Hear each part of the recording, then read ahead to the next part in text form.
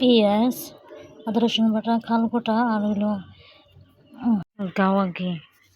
এখানে চাউল, আমি পরিমাণ মতো তেল দিয়ে দিতেছি, হালকা ঘি দিয়ে দিতেছি, হয়ে গেছে। এখানে পেস্ট দিয়ে দিতেছি, দারচিনির গোটা এলাচ দিয়ে দিতেছি।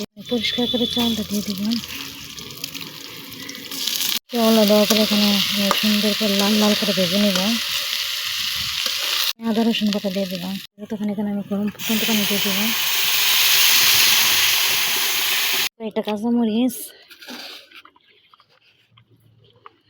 হালকা লবণ দিয়ে দিলাম। রাখবো 10-15 মিনিট। এটা অপেক্ষা করার পর এখন ঢাকনাটা খুলে নিলাম। দেখি কি অবস্থা।